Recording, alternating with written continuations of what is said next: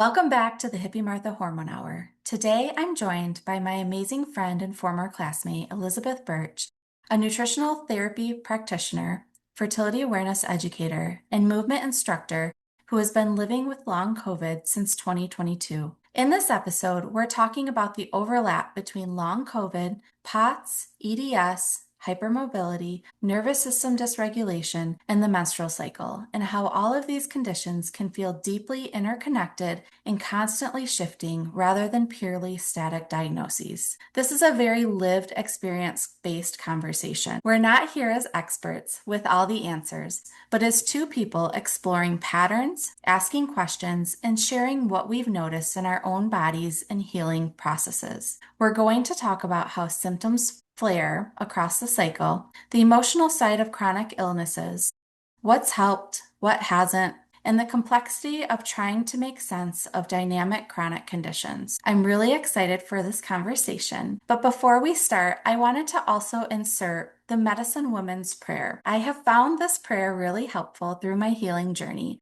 and as I work with clients. So here it is. I will not rescue you, for you are not powerless. I will not fix you, for you are not broken. I will not heal you, for I see you in your wholeness. I will walk with you through the darkness as you remember your light. All right, Elizabeth, thank you so much for being here.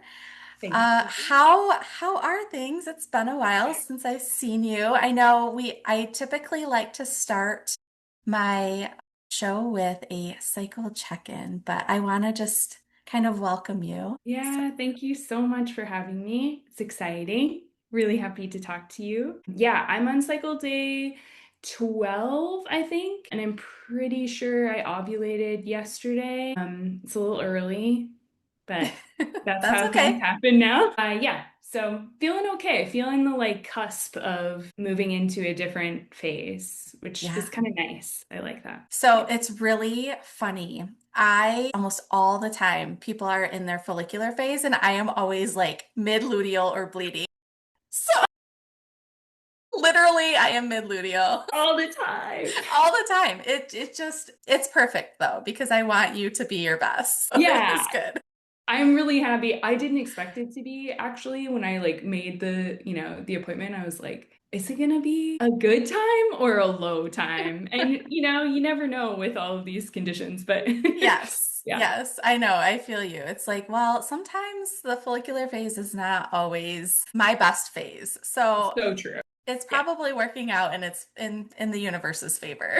so true. I also have right at peak estrogen, I get really kind of mad. And so that's tapered off and I'm real happy about that. Good. Yeah. So, Yeah. well, I know you had reached out. I was wanting more information and to do a podcast in regards to kind of like chronic illness, POTS, EDS, hypermobility. You had mentioned long COVID, which I think goes hand in hand with all of these symptoms, especially as of late. And then, of course, because we're fertility awareness educators, we have to throw in the menstrual cycle because I think that just, it's like the cherry on the top. And as we live cyclically, I think that's one good way that we can ground. But I would love to start with just your story and how all of this started for you. Yeah, cool. I want to say real quick too that I feel like the menstrual cycle feels like such a reflection of chronic illness in that, like you said, cyclical living, that it sort of forces you to live in this wave, a little bit more than the pre-chronic illness of every day I have expectations of how I'm going to feel. And now today those expectations go out the window. Yeah, anyway, I think it's great. They're mirrors. Yeah, my story. So I feel like a lot of chronic illness sufferers have this perfect storm story often, and sometimes not. Sometimes it's like a trickling in. For me, I kind of pre-COVID, like a long time ago, I've been in this chronic illness world for quite some time. I had sort of an atypical presentation of Crohn's disease after a trip to Mexico when I was end of college. I was about early 20s. And that was my first foray into understanding that our current medical system in the US is a little different than what you want to experience. So I was kind of like a early rebel in the way that I was sort of questioning things like, how can you tell me that food has nothing to do with my digestive disorder? But yeah, that journey is still, part of my story, but kind of felt like it was like closed and really empowering. I felt like I transitioned to this place of feeling like grateful. And then yeah, my maybe second perfect storm arrived in 2021. I was in between my first and second vaccination for COVID, and I was teaching yoga at the time outside, and I got stung by a bee for the first time in my life. It was a surprise. I was okay, but I had also just been on antibiotics because I had cut my finger, had the first stitches of my life. So it was like a big thing. And yeah, I had the second shot, I think like 2 days before the bee sting. And about 3 or 4 days after the bee sting, I started to get like a little rash. And then by the next day, it was all over, like my whole body. I didn't have any trouble breathing, but it was pretty clear I Yeah. needed to go to the ER. So that was kind of like the first step down. And soon thereafter, I started to have quite a bit of what I now know to be dysautonomia symptoms. So my heart rate would just kind of randomly, I'd be sitting on the couch and it would just like shoot up super high. I wasn't anxious. I wasn't worried about anything, which of course everybody says, you must be anxious. It's anxiety. Yep, it's anxiety. I'm Yeah. like, I'm just sitting here living my life. Especially as a person who I think for a lot of my life identified as having a lot of anxiety. Very clear to me this was not Mhm. that. My myself had left my body and my Mhm. body was doing its thing without any conscious decision making. The heart rate and chest pain became pretty strange to the point where I eventually saw a cardiologist. I was lucky because I think this was still really early days in the COVID story, or at least the long COVID story. I saw a really great cardiologist who listened to me, was very patient, and eventually said, I think you have dysautonomia. And I Can avoided you that. explain what exactly dysautonomia is for those who don't know? Absolutely. Yeah, that was the point at which I had to learn what it was. So, my understanding of dysautonomia is it's sort of like an umbrella term. It encompasses a lot of things like POTS, but it's essentially that your nervous system goes awry in some capacity, particularly the autonomic nervous system. So, that controls your heart rate, some of your breathing, the things that you do pretty much automatically without conscious thought. And yeah, it's basically nervous system dysfunction. um, does that answer? Yeah, absolutely. For some, like they might be experiencing these Mhm. symptoms and not know like how to place it with like a word. So, Totally.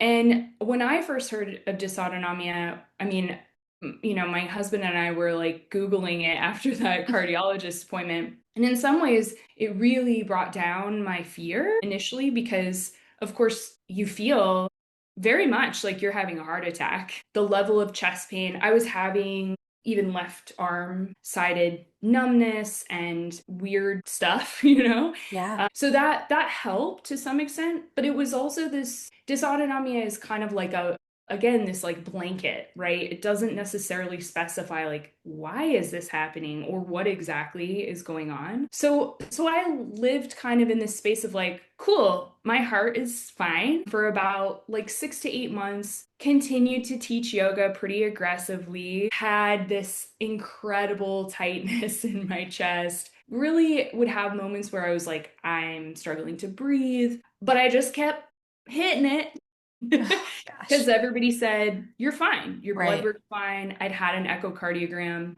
I think I'd been to the ER like, I don't know, dozens of times. And around that time, I started to have just some like emotional stuff happening with my family. It was sort of just a difficult time. And in spring of 2022, I actually got sick. I got COVID, and it was super mild. It was like a week of just like fine. Mhm. But I had still had the background of issues. So I actually had a heart monitor on, went to teach yoga, and I was in the middle of class and sat down and realized like something is real wrong. And my heart rate, I think at that time was like 190. Holy cow.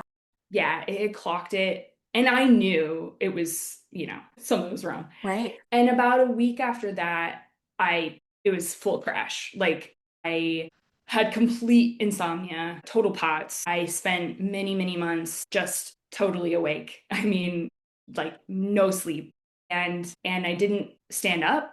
I was mostly scooting around my house on my butt because every time I would stand up, my heart rate would go up to 160, 170. And that was like the boom. And ever since, I mean, I think, we can talk more about interventions and things like that, Mhm. but I will say that it's mostly just been time and despite seeking as much help as I possibly could, really just living in this space of uncertainty for so long. And I think just coming to a place now, many years later, that I'm doing a lot better. But yeah, it was a scary, scary time. That So is crazy. yeah.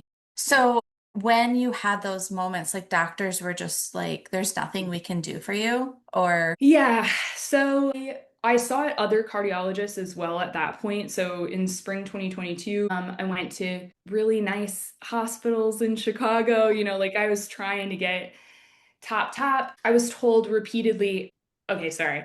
I'll say I went to this one appointment. The nurse checking me in literally pointed at my shirt and said, "My God, I can see your heart like beating onto your t-shirt." It was wow. so extreme. And yet when I saw the cardiologist, she said, "Oh, you don't have POTS. Your blood pressure isn't low." Oh my And word. so I had started to do some research and was familiar with hyperadrogenic POTS. So, for folks who don't know what this is, it tends to be a presentation where you don't pass out, you don't have low blood pressure, you actually have higher blood pressure, but you still have a big heart rate change from laying down to sitting to standing. Yeah, in the nursing world, so how when we like triage people, we take it's an orthostatic blood Yeah. pressure. So we do the same. We do lying, sitting, and standing. So those are big indicators of, whether you have this orthostatic change of blood pressure for. Yeah, exactly. So yeah, I think like again before the show I like looked up when did long COVID first appear and it was actually in 2020, but I feel like 2022 was a space where a lot of people ended up in Mhm. this category. And so, I don't want to blame the doctors because I think it was early. I still think we have a long ways to go. But yeah, I felt like similar to my Crohn's journey, it felt like very often I was a lot more informed than they were. And because I feel like because these disorders predominantly affect women, there is a default to saying this is essentially just in your head Mhm. or you're panicking. You must be doing this to yourself in some Yes. capacity. I think it just does a huge disservice to all of us, to medical research, to everything, to just assume that folks are not believable or Right. not aware of their own bodies. Right. Yeah. Um, I mean, the gaslighting is outrageous. And yeah. it's been going on for years, but Oh, I yeah. think Yeah. with COVID too, I feel like so before prior to COVID happening, POTS was a very rare Yes. thing. It was, I mean, even as a nurse, I mean, I worked for at that time I was 15 years being a nurse. I rarely saw patients who had POTS. Like maybe one or two on their history, that's it.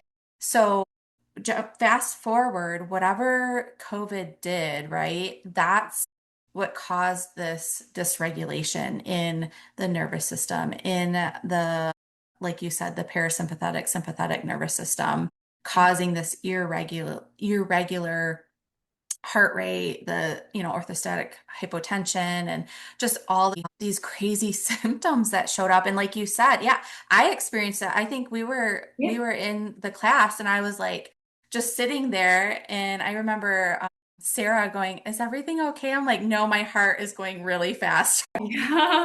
And it, Yeah. for me, it happened, it was a really short period of Yep. time and I was able to move through it, thankfully. But I think for those who are more sensitive, and who have other underlying conditions, you definitely were affected more. Totally. And I think that having, some level of predisposition, and, we can talk about this in terms of like hypermobility and things like that too, but that, my prior history with Crohn's, I had done a lot of good work. It was in remission. But, my gut took a hit over 10 years of inflammation before I kind of was able to deal with it in a more holistic way. And I think that is inevitably part of it. And I think I the whole nervous system conversation is like a little dicey, right? Because I think people can take it in a very like binary black and white way. But I bring up the emotional piece of, my family around that time because I really do believe that my state of stress created at least some of the conditions for long COVID to thrive. It doesn't mean that it's my fault or that I shouldn't have been stressed, but just that I think that we very rarely, I think, fully appreciate how much our emotional states do influence our physical, body, physiology.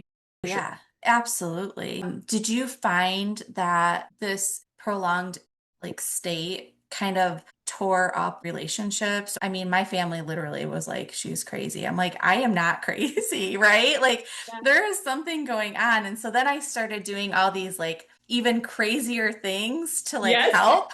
And they were like, why is she humming after she eating half naked on the porch with the sun hitting her? Like, I Yeah. need to regulate my nervous system, Yeah. like it's crazy and they still think I'm just kind of nutty, but I'll tell you you do what you have to do in order to feel better. And like you said, we don't get a lot of answers from healthcare providers because some of them just don't know. They Yes. don't have the time to go and research these things. But I will say, I know in my city, there was like a long COVID place that you could go. Yeah.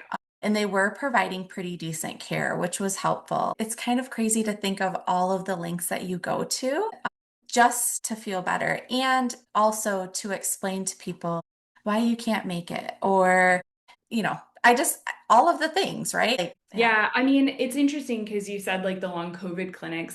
I was calling long COVID clinics all over. I think I'd spoken to one in Montana, one in like New York, and they all had the answer, right? They all had a thing that they were doing, whether it's inhaling budesonide or I don't know, anticoagulants, or they all had these like very cookie cutter protocols. And it's interesting because I think you do get to this point of trying a lot. But for me, what actually happened was I went through a period of like anything, like I tried hyperbaric oxygen chamber, I was trying all the supplements.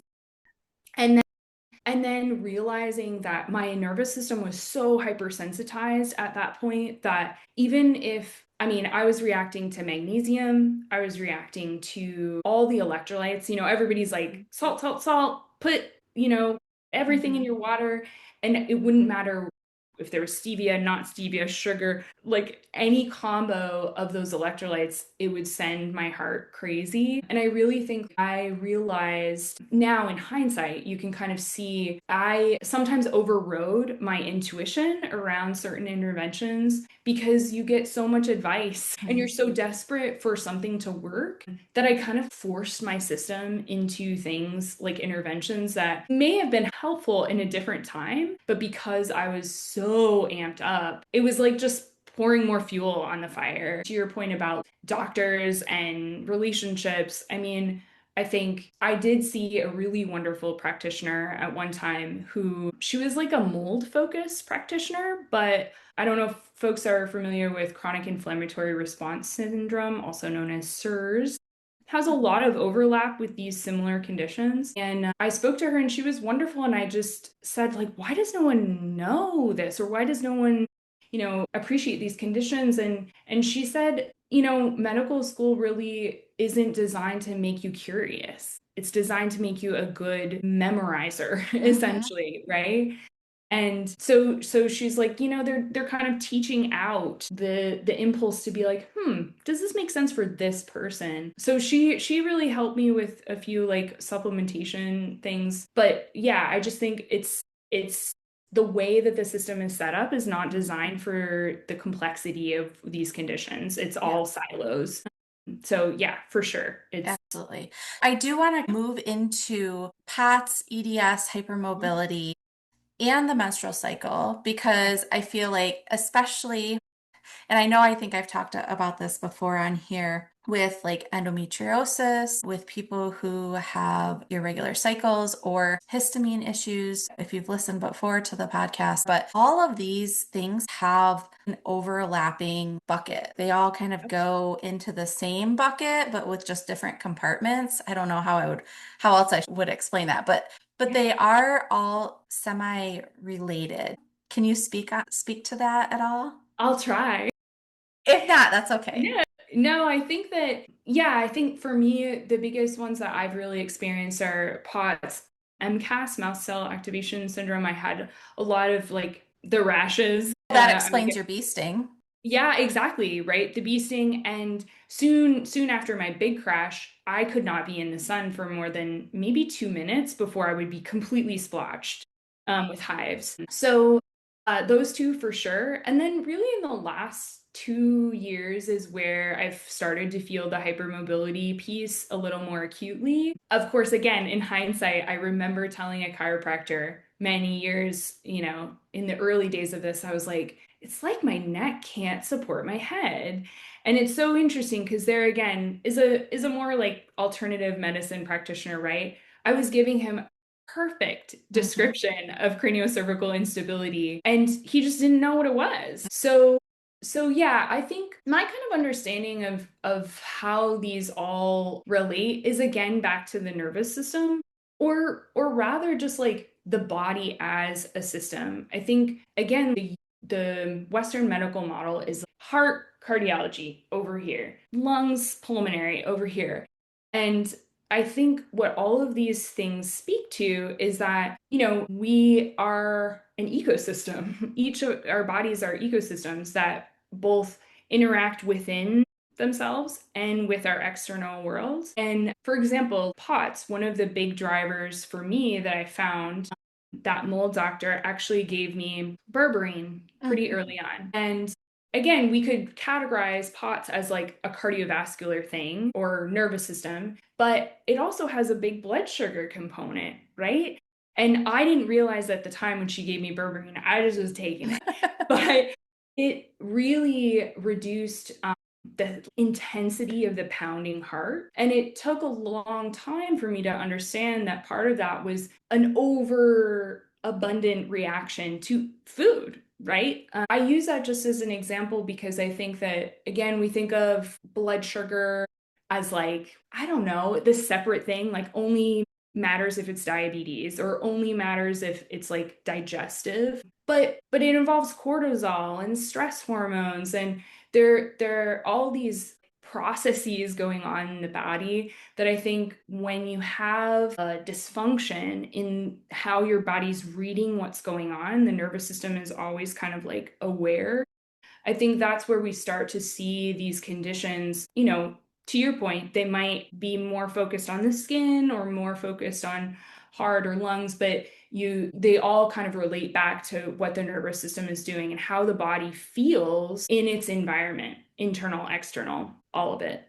Yeah, absolutely. That makes a lot of sense. And I think we definitely see an overlap between nervous system dysregulation, hormones, inflammation, fatigue, especially as fertility awareness educators when we see clients come to us who have, maybe they're not ovulating, right? And that upstream factor is more of a nervous system regulation.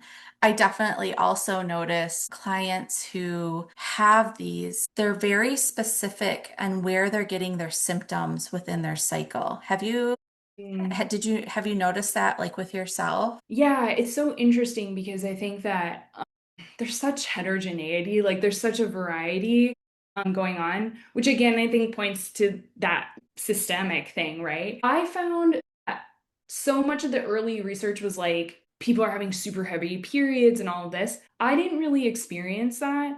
I found that definitely over time, my periods have been harder. It basically is kind of like a volume. It turned up the volume on things that I already had. So I've had menstrual migraines my whole life.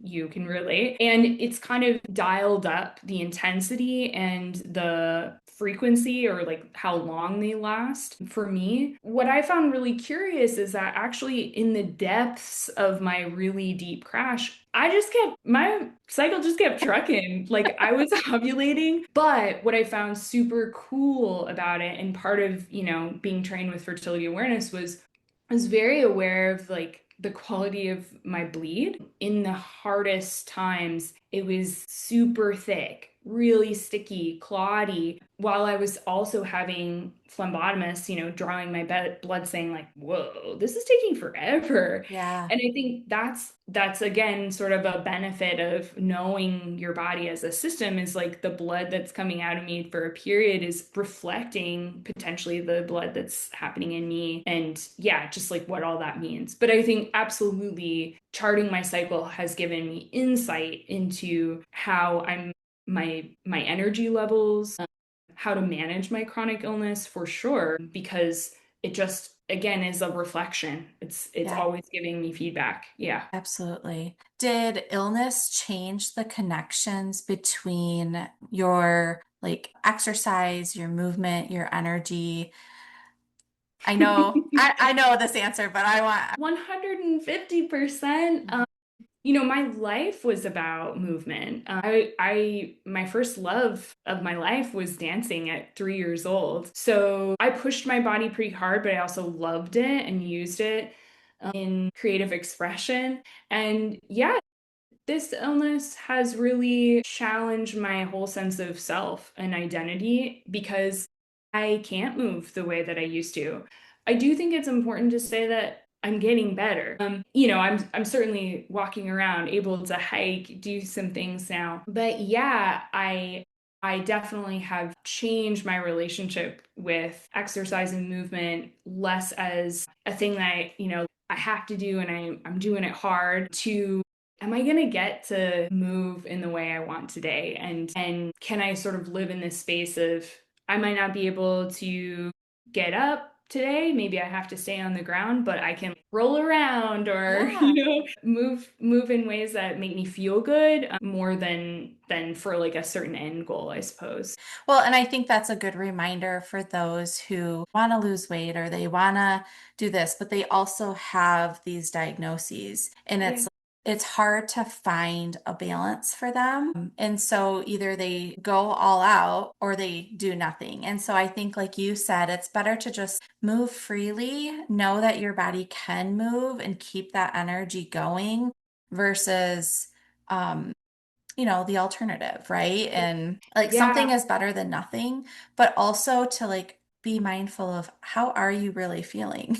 Is Yes. it, Yes. you know? I think this is such an important thing. So, especially with folks with POTS, hypermobility generally too, and even in the CFS, like chronic fatigue syndrome world, which I think is a little different. I mean, there's camps of how long COVID manifests, I suppose, but I found myself kind of teetering on the edge of that CFS world. I think there's a lot of, some people think no movement, right? Like movement is dangerous, particularly if you experience some amount of like post exertional malaise and kind of crash afterwards. Early on was exposed to the CHOP protocol, which is specific for POTS. There's also the Levine protocol. There's a bunch of stuff now, Utah Adapt. I had sought out a person for post concussion because actually, again, which I feel like is so cool to kind of look at, that similar conditions like POTS and all these things can develop after people have a concussion. I made that connection pretty early. And weird side story, Melissa Urban, who runs Whole30, had a concussion. I followed her on Instagram, and I DM'd her and was like, who's your PT? And she wrote back to me, and I worked with her PT, who was fabulous. But the point is that it's graded exercise, right? And there's a lot of pushback in this long COVID community of like, it could be dangerous, or it's everybody should do it. And to your point, I think I was going to the gym every day, doing recumbent biking, watching my heart rate. And there came a point where I was so stressed out about how fast my heart was going or how many PVCs, skipped beats I was having, that while the impetus was good, it was affecting my nervous system in a negative way. And so I just started walking. I just started walking my dog because for me, I knew this is something I want to do. I want to be able to walk my dog. And sometimes I would call my husband and be like, I'm sitting on the corner, you have to pick me up. A lot of times. That happens so many times. We would take breaks. We still take breaks because she's 11 and I'm me. But, I think it's so, so important to know there's so much more research coming out too about fascia and the benefit of like our bodies really truly are designed to move, the lymphatic system, everything. It doesn't mean you have to do these protocols. It doesn't mean you have to have a goal of like running a marathon. It can mean like just sitting Yeah. in your bed and doing this, or it can mean like this is really meaningful to me to walk to my mailbox. I'm gonna do this. And I just want to say, like, there were so many days that I was freaked out, right? Yeah. Like, it's scary to feel yourself, your heart going so fast. And yet now I can hike in Colorado at elevation. I can take my dog for 2-hour walks, no problem. And, that's slower than saying I'm back to teaching yoga 20 times a Yeah. week, but it was movement that facilitated my healing. And I think finding that for yourself in a way that doesn't stress your system more is so, so important, but still moving. Yeah, still moving as much as you can. I couldn't agree with you more. I was doing all of these like crazy hard workouts. And I was like, this is stupid. I feel like crap. And I'm like, I need to change this. And so like you, I just started walking. I just walked. I Yep. walked and being outside, not being connected to my phone or anything. Just the fact of connecting with nature. I literally would walk and say, my body is safe.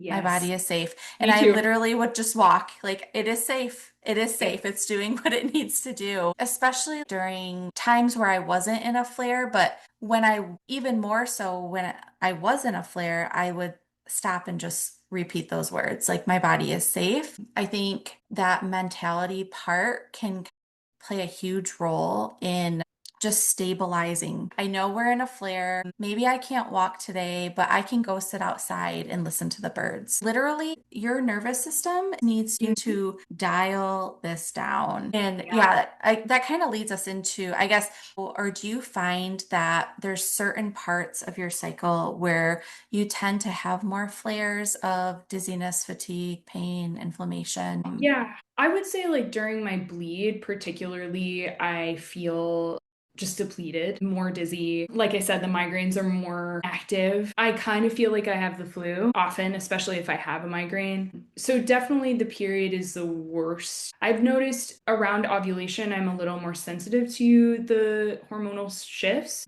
So I know like in your other episode, you were talking about the migraine bucket, so real. And chronic illness bucket. It's Yeah. this, right? It's all the same as, where we reach these thresholds, but I can tell that I can sense the shift a little bit more than I ever did before. I'm paying attention to it more, but not really. I was charting my cycle way before this happened. Right. So I feel like maybe a little more middle schmerz, a little bit more like possibility for a migraine, just that like almost sense of like tenderness or just, yeah, sensitivity. It's like you're tuned into all of those pieces of the body a little bit more for sure. Yeah. Yeah. I also notice, and I've been getting treatment. So what I've been noticing is my progesterone has been making my hypermobility kind of flare. So I definitely notice in my luteal phase, like right towards the end of my cycle, it feels just like you had said, that bobblehead. It's like Yep. my head is not attached. I'm like, there is a screw loose there. Like my cervical spine is hanging on by a thread. Like that's what it feels Yeah. like. And it's just wild. And then it literally, once I'm done bleeding, it's like it's completely done. So I've been Mm, actually getting Chinese medicine, so cupping and acupuncture to help with that. And it's wild what a difference that has made because before I would get like a massage. And I was like, I need this massage. Oh no, the massage would completely Wreck you. wreck me. Yep. It was like Yeah. I was just unstable, my whole Yep. body, my muscles, my joints, everything. And then I couldn't walk for days. Yes. And so I was like, okay, what can we try that? And so far, this has been working. It's treating that, like you said, that fascia instead, and Yep. kind of like expanding it, bringing blood flow, which with POTS, a lot of times, that blood flow goes from your head down to your Yep. feet. And so you want to bring that blood back up to your head. Yeah, the chop levine, all of the like sitting with your legs up Yep. at night on the wall, Yep. or just, anytime, literally, I'll be Yeah. cooking dinner and I just lay on like randomly on the kitchen floor and put my legs up the Oh wall. yeah. My family walks in. That was another weird thing. They're like, "What are you doing?" I'm like, "I just need to put my feet up for a second." You So know? true.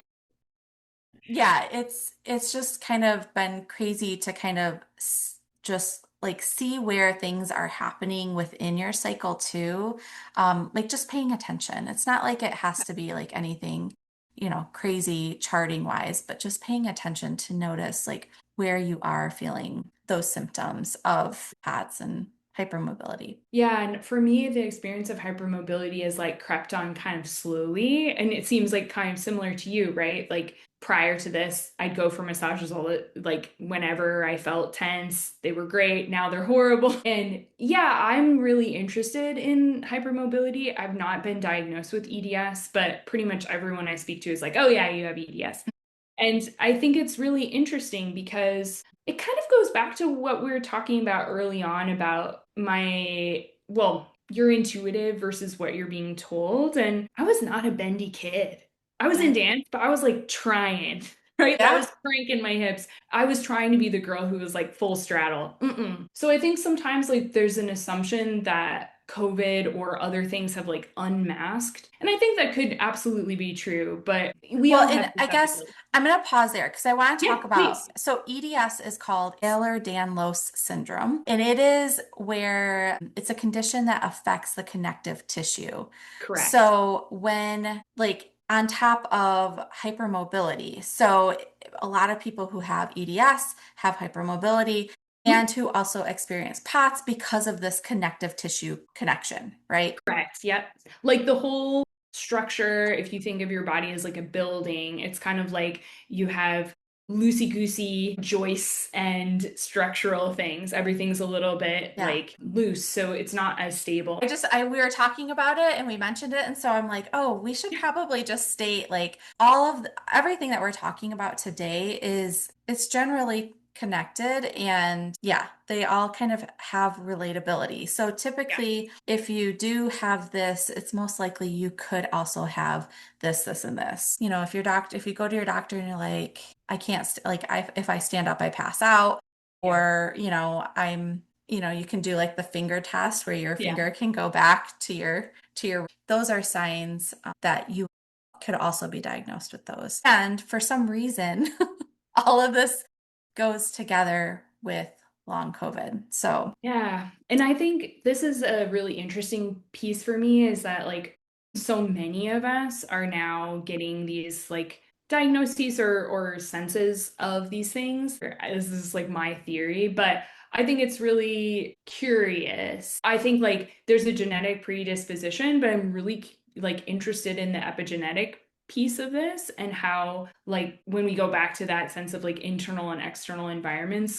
Yeah, I think it's really interesting that so many of us are sort of suddenly experiencing these post COVID. That's not to say that I don't believe there's genetic predisposition. Absolutely. And there are folks that like have other forms of EDS that are genetically testable, for sure. And I really wonder for me, I go back to that sense of intuition or what do I really believe is happening in my body? And for me, I do wonder if there's just an inflammatory component that's affecting the mhm. connective tissue in this sort of ongoing way. And that can be really exciting in my opinion because I think it means that just as you say there are points in your cycle where you notice it wax and wane, I for sure notice it. It's dynamic. It's always sort of sometimes I feel totally stable And then other times it's like my ankles are rolling and I feel like I've given myself a hiatal hernia from just sitting up, like, Yes. and I really am curious as we more and more people are dealing with these things. I wonder if we start to get more insight into how we help stabilize those tissues and how, we can kind of tone down some of the inflammatory like cytokines and processes Mhm. going on that might be degrading the structural integrity that we have in connective tissue. So I think that's super exciting. I think some folks, myself included at times in my life, can hear about things like this, like microclots and all like brain fog stuff. And it can feel like your world is ending and that all these things are permanent and you're never going to get better. But I think you can perspective shift a little bit and say, actually, we don't really know that much about this stuff. Right. And by and large, most folks do improve, maybe not 100%, but I think we're all kind of testaments to the Mhm. fact that like bodies are so cool. Well, They're and so healing cool. is non-linear, right? Like, Absolutely. I mean, let's just sit with that for a second because everybody is different. So how Yeah. you respond, like you said earlier, how you respond or to one treatment, another person might not respond to that same treatment. Yep. And you are willing to try everything because you just want to feel better. And I think that's like the chronic illness in itself is you just want to start feeling better. Oh, yeah. It's you just want to be normal. And another fertility awareness educator, she didn't train with us, but Nat Daudet, she's Fertility Awareness Project. She talks about cycles in PMOS being the orchid and the dandelion. And I've talked about this a couple different times. And I just love this because I think it can be so applicable to those of us who are sensitive people. Like we are just orchids. We are so sensitive to things, whether that's movement, eating foods, Environment. supplements, Totally. environment, whatever. We Yep. are we are the orchids and you have to kind of lean into that and know and be okay with that because if not, then you're just trying to be on dandelion when you're not. Like Yeah. you're just not. It's just Yeah. No, I totally feel the same way that there's a certain amount of acceptance. And I think I really early on in this journey was like acceptance equals defeat, right? Or like I'm giving up and that I was fighting so hard to get my old life back. And I think certainly having hope around achieving certain aspects, but I'm starting to play with the idea that what would it be to yes, accept this sensitivity as superpower, as like this benefit, as opportunity to reimagine what life looks like. And yeah, to just really embrace my body as this wise teacher of what's good for me rather than being like I need to suppress or push you down because you're not productive enough or whatever, fit into whatever molds that is for everyone else. I couldn't agree with you more. And I find when I work with women, especially either in the postpartum phase or perimenopause life, it's the same thing. Like you're not the same person and sometimes you have to let go of who you once were in order to grow and understand and heal.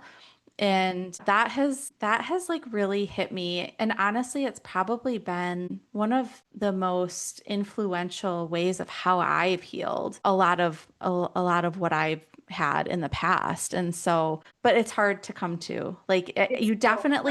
you definitely need, and that I guess leading into this Yeah. conversation, what has actually helped you through this process? Because I know a lot of my listeners are going to be like, okay, yeah, Yeah. we've heard enough about this. Now, what did you Yeah. do? Yeah, totally. I know that's all you're like scrolling to the What bottom of the helped page to be you? like, where's the list of things I can take? I think that the things that have helped me most have been nervous system related. I'll say straight off because I do think like certain supplementation has been helpful for me. So like high dose fish oil early on and berberine were really helpful. But I also think just like everybody's being told electrolytes, and I said that was like Right. not it for me. I feel like everybody has to kind of experiment a little bit, but with the nervous system component in mind. Like, I think people told me to take nettle, and I was like, this is an herb. It should be great. It will help stabilize mast cells and things. But every time I looked at the tea bag, I was like, I don't, for some reason, I was like, and I forced myself to do it one time, immediate dizziness. Yeah. And who knows what that is, right? Like, is that some sort of psychosomatic thing? Maybe, or maybe it's just really Your listening that intuition. correct. Yeah. Yeah. And I think we so undervalue that. I'm sorry, I'm taking a detour from what you No, asked. you're good. You're good. Really, I think if you can really trust that that is real, like it's really telling you something to listen to, and it might change, right? Like there have been things that I've put on the back shelf for a long time, and then, a few months later, it's like, it feels safe to give this a try. I'm feeling more connected to it. Yeah. Anyway, so those two things really did help me in the deep, dark pieces. I was also on quercetin, which helped a Mm-hmm. bit.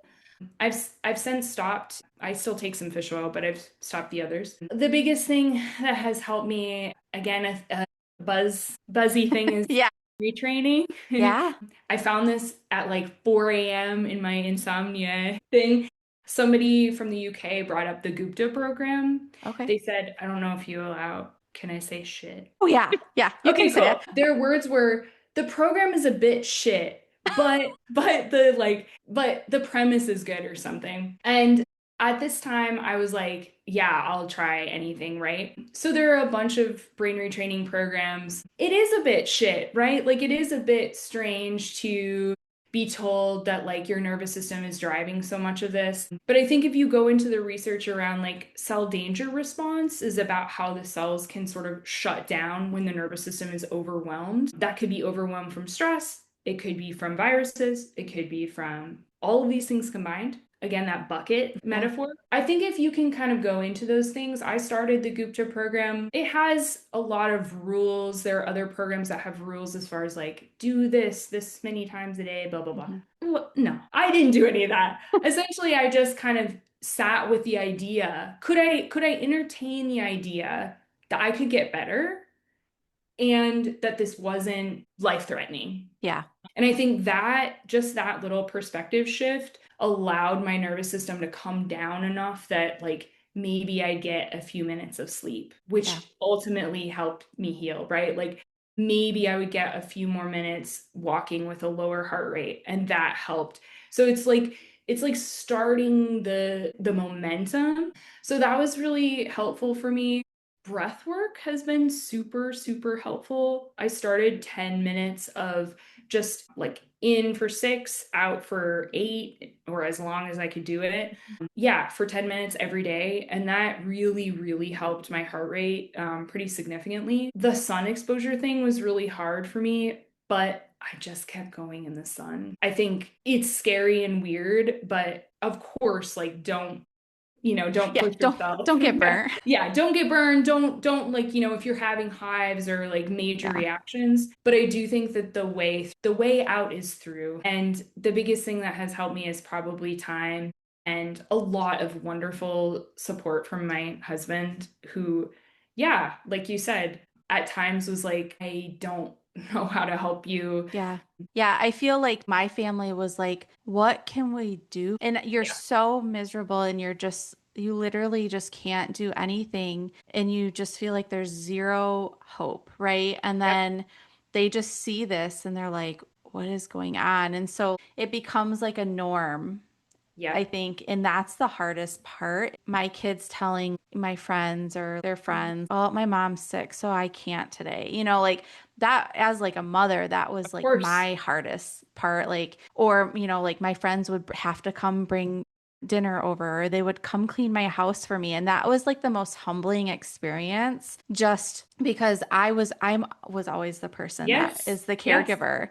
And so to actually allow yourself to be cared for, I think is also a really good thing that I wasn't used to. And so it was difficult. So, Same.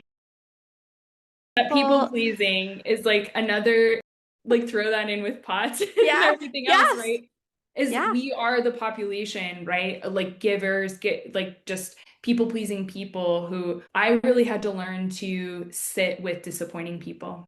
Mm-hmm. that I'm still learning, right? How to tell my family, I'm not going to go on this trip, or I'm not going to do this thing that you really want me to do because I just can't, or Not worth it exactly, it's not sometimes. worth it. Or also like I don't actually want to. Yeah. But my whole life I've just been doing it because I want to make other people happy. And I think learning that part of loving yourself, loving your boundaries, loving your body enough to say, like, yeah, it's not worth it for me to push beyond something that I want to do or not. And even the things you really want to do, sometimes you have to like prioritize and protect, or you Yeah. might just not even get to do them. And a lot of healthy people have no understanding of what you are feeling. It's Yeah. just they don't understand the unpredictable symptoms. They don't understand how change affects you. I mean, going back to that orchid, if you move that orchid into a closet, it will die. Yeah. Like it needs a specific amount of sunlight. It needs a little bit of water. We are so sensitive to changes. And so the expectations of healthy people, they just don't understand that we are this sensitive. And I love that you said that about dynamic versus static. I think the very definition of this disease is, or this disorder is dynamic, is about change. It is about like, yeah, the unknown and learning to just sort of be in it.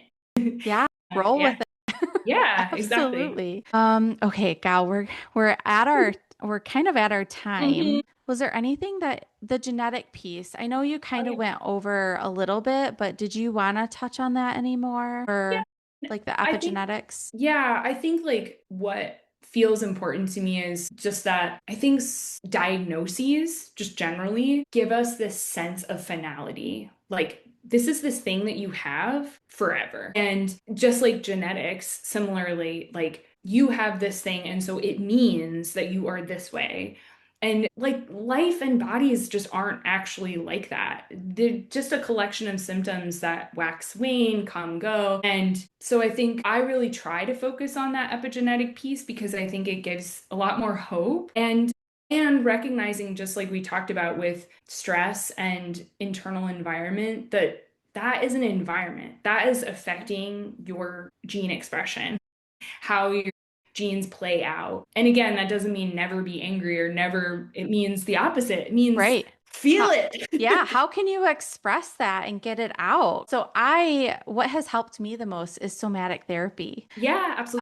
It has been a huge like changer in my life and how I feel it. And I think it's crazy because I have literally felt like the shift in movement of shit that has been there for so fucking long. Yeah. Like, and Yeah. it moves out and it's like, whoa, I just Yeah. let that go. And I don't think about it anymore. It's just gone.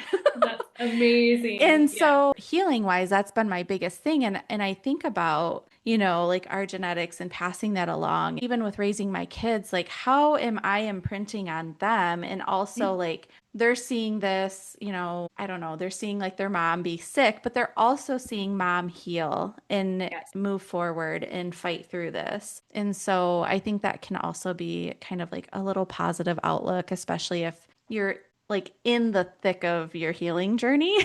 Yeah.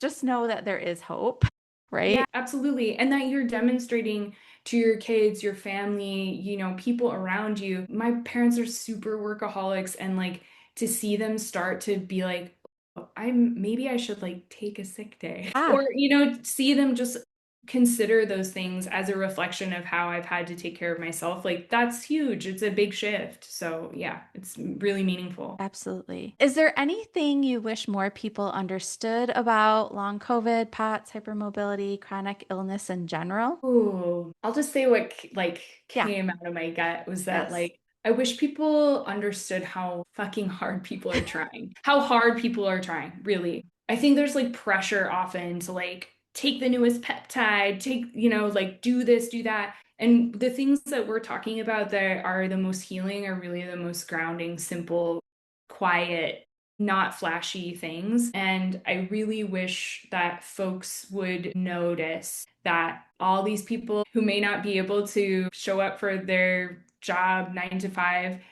are still like doing so much work. Mhm. There's so much effort behind, man, just getting up every day and saying like it's worth it to keep trying. Yeah. Yeah.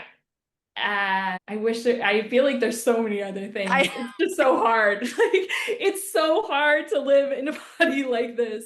I'll say that. And yeah, yeah. I'm just always looking for like more ways to try and communicate this experience because it's extremely disorienting and very alienating. Yeah. Yeah. What are you still curious about or exploring in your own healing journey? So is there like anything that like you still want to explore that you're just like not finite with? Yeah. I mean, everything. But I'm super interested in Chinese medicine. I've done a lot of acupuncture without a lot of effect, but I still like feel like that's drawing me somewhere. I'm starting to get back into more movement. So I've like pretty ambitious fitness goals. I really want to like do a big hike, like multi-day hike and stuff. So I'm pursuing like some PT and some guidance around like what is my body now? I was the expert and now I'm not. So yeah, like safe movement within Yes. hypermobility, I think is really Oh my gosh. um, If you find someone, yeah, please let me know because yeah, and if you're out there and you're listening and yeah. you work with hypermobility patients on movement, please reach out Yes. because, I've got a big list of people and I okay. think it's about like jiving with somebody for sure and feeling like you're being heard just like anything else. So yeah, that's definitely a big piece. And somatic stuff for sure. I feel like meditation, really just like being with the stuff that comes up from my body, I feel like it's just a never ending, Yeah. Oh, I process. know. One other thing that I will say just as a resource early on, it's called TRE, tension release exercise Oh, yeah, maybe. yeah. Yeah. Yeah, Ashley Hartman Annis, who's also a fertility awareness, she's also a somatic educator.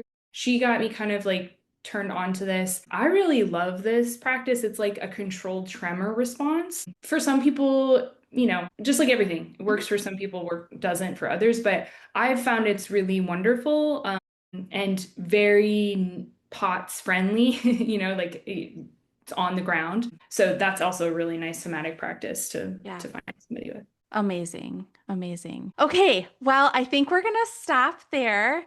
Cool. Where can people find you in if I know Yeah. you're kind of like in the motion Yeah. of like growing and taking Yeah. possibly more, but yeah, Yeah. where can they find you? Yeah. So probably my website is the easiest, just elizabethbertch.com. I have a Substack, so I've been writing about chronic illness and the sensations and weirdness of being in it. I'm baking gluten-free bread a lot, so you can order Amazing. gluten-free bread. In the Chicago area, In the right? Chicago area, I also will ship it to you if you really want it.